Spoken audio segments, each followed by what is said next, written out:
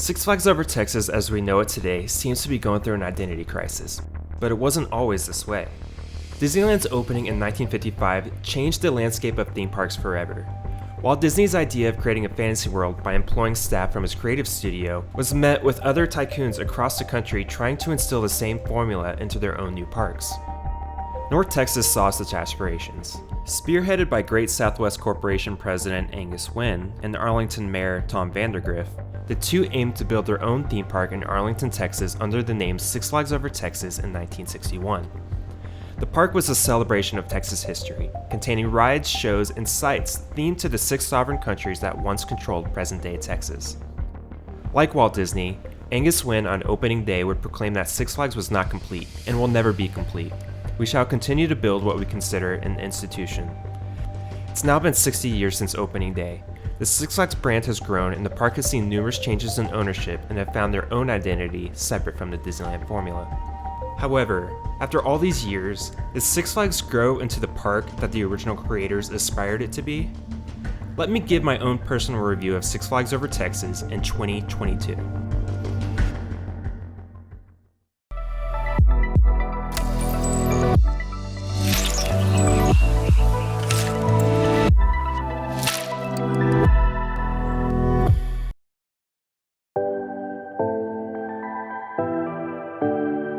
Let's talk about where we are today while keeping the perspective and aspirations of the past. Let's start with the coaster lineup. The park is headlined by New Texas Giant, Titan, Mr. Freeze Reverse Blast, Shockwave, an enthusiast favorite, and Batman the Ride. New Texas Giant is a granddaddy of all iBox track RMC refurbishments, replacing Texas Giant in 2011. For those who don't know, Rocky Mountain Construction, also known as RMC, is a manufacturer that pioneered the successful integration of steel iBox track into wooden coaster structures, thus rendering painful, back-breaking wooden coaster rides into the best coaster experiences in the world. Since New Texas Giant was the first, it didn't partake in the risk-taking retracking you see in iBox installations like Steel Vengeance at Cedar Point. However, it still makes up for it with over a dozen moments of airtime and a ride that never seems to let up. Mr. Freeze Reverse Blast is my second favorite coaster in the park, and the park's decision to reverse the trains was an instant success, as you now face straight down on the ride spike. It's also one of the most intense coasters I've been on, packing in quite a punch with such a short ride time.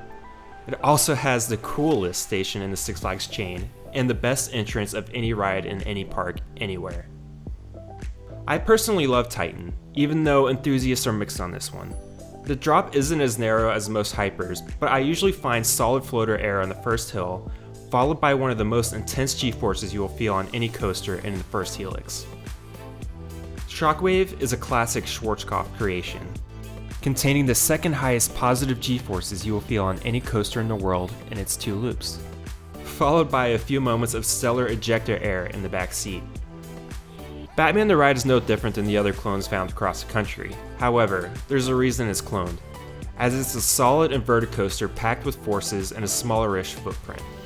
The park also features La Vibora, one of the few bobsled coasters remaining, Pandemonium, a solid Gerstlauer spinner, Runaway Mountain, an intense and underrated indoor roller coaster, which is actually one of the best themed rides in the entire park, Joker, a ride that actually tests my body's limits, Judge Roy Scream, the park's only Woody that is now showing its age, Runaway Mine Train, which was one of the first tubular steel coasters in the world, and the first to actually use a train.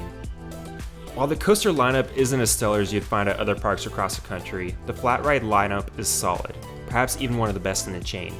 You've got Superman Tower of Power, a combo drop tower that is actually one of the largest in North America, Riddler Revenge, 167-foot tall Zamperla Giant Discovery, Justice League Battle for Metropolis, which seems to be neglected these days. Quite a few effects won't work anymore, and last time I rode it, the guns didn't work against the dimly lit screens in the back half of the ride. Casa Magnetica, a classic funhouse type attraction that seems to be open seasonally right now, which is a shame because I'm a big fan of walkthrough attractions. There's Texas Sky Screamer, just think of Gunslinger except it goes 400 feet up, Catwoman Whip in Gotham City, Also, there's Pirates of the Spelunker Cave, a well-themed boat ride that combines the Six Flags classic spelunkers battling invading pirates, a tribute to the original Spelunker Cave attraction that opened in 1964, yet closed back in 1991. The park is also laid out with other family-friendly attractions that can be found in almost every section of the park.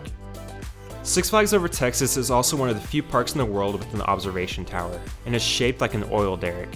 I consider it to be the park's main icon, and it gives you great views of the surrounding metroplex, as well as views of what Arlington has to offer, such as Globe Life Field and Cowboy Stadium next door. I can't complete a review without talking about El Aserradero, the very first log flume ride ever constructed. It was so popular that they built a separate track to accommodate two different log flume ride experiences. Speaking of water rides, I actually have to give a quick shout out to the park for finding ways to keep their guests cool in the Texas heat. There's an abundance of misters and sprinklers scattered across the park, and some theaters have been temporarily converted into cooling stations with free ice water. When it comes to theme parks, I'm a sucker for trains, and this park has a good one. It's also the only remaining opening day attraction, and you can sense that in the Johnson Creek train station. It has the charm you'd expect from a park like Silver Dollar City, and it even has an animatronic using a telegraph within the station. Little details like this still exist in small batches across the park. It's not as prominent as it once was, but it's there. However, that's one of my pitfalls for the park. There's charm and beauty to be found, but you have to look hard for it. Whereas for parks like Dollywood or Silver Dollar City, you have to look hard to find its faults, rather than the other way around. The pathways are cluttered, advertisements are everywhere, some signs are blown out, and the landscaping and brush is poor, inconsistent, or non-existent at all on the central and eastern side of the park. On top of that, the layout and pathways are confusing. The transition between each section is sometimes confusing. I even get lost at times even though this is my home park. Blacktop is everywhere, and it isn't pretty, and it's at its worst in Gotham City. A few years ago, Six Flags bought the shopping center on Six Flags Drive adjacent to Batman the Ride, and there was exciting speculation and excitement as to what was in store. Instead, we got an SNS 40 free spin coaster clone, and the always closed and unreliable Harley Quinn Spinsanity, and they both sit in the ugliest area of the park on top of a big slab of blacktop. An area once full of promise became a minor disappointment. Gotham City is also uninspiring. I get Six Flags as a budget park and they can only do so much, but it's actually kind of hilarious the theme and contrast the DC and Marvel IPs get in their respective parks. Each building contains Midway games and cheap arcades, and I feel like there are missed opportunities that could be had within the Batman DC universe. The DC intellectual properties in the park also remind me of the theming inconsistencies scattered throughout the park. Superman is in Boomtown, Gotham City's borders are confusing, and funnily enough, the Pirates of the Spelunker Cave is themed to France, and it sits in the Old South section of the park.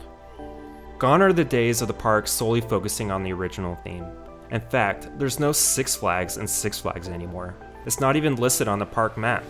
The Old South and Texas sections seem to have merged, and the France section is so small that you'll miss it if you blink. There hasn't been an Elite Coaster Edition since Texas Giant was replaced with New Texas Giant 12 years ago, and the chain seems to put their core focus into better performing Six Flags Fiesta Texas down the road in San Antonio. I may sound pessimistic, but I'm still hopeful for the future. The Pirates of the Spelunker Cave was a step in the right direction, and you can still see the original foundations of the original park if you look close enough. The inconsistencies of the park is due to the many changes of ownership throughout the years, but all I can hope for is that the park changes for the better. I sometimes wonder what the founders of the park would think of the Six Flags chain today. Would they be ecstatic that the park is still around, even after so many others have failed? Or would they be disappointed to see their creation as having a major identity crisis and is found within the budget tier of theme parks? The founder of the park on opening day proclaimed that the park will never be complete, and this rang true for over 60 years. However, one might wonder if the ongoing development of the park was assembled with focused and caring hands.